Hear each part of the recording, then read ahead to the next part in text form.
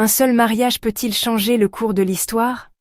C'est ce qu'Osman Ier, fils d'Ertuğrul, a fait en épousant la fille du cheikh Edebali.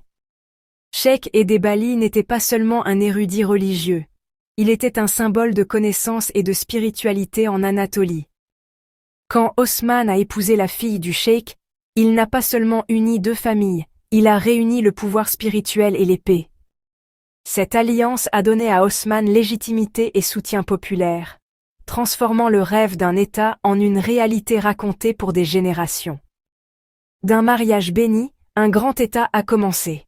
Abonnez-vous maintenant pour en savoir plus sur les secrets d'Osman le fondateur.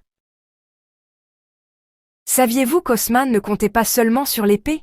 Il était aussi un génie de la gestion de l'État.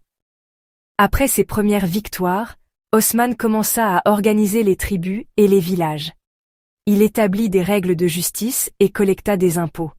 Il n'était pas un dirigeant autoritaire. Au lieu de cela, il était un leader qui écoutait ses hommes et les dirigeait par l'exemple, pas seulement par les mots. Grâce à ce leadership intelligent, une petite tribu est devenue le début d'un empire mondial. Le leadership ne concerne pas le pouvoir. Il s'agit d'être responsable et d'avoir la foi. Abonnez-vous pour apprendre de la sagesse de l'histoire et des récits de hommes. Imaginez rêver de prendre une ville et ne pas la voir avant votre mort.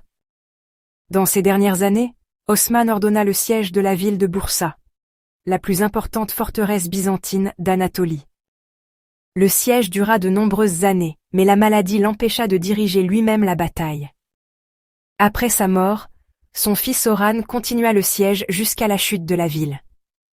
Cela réalisa le rêve de son père et marqua le début d'une nouvelle ère pour l'Empire ottoman.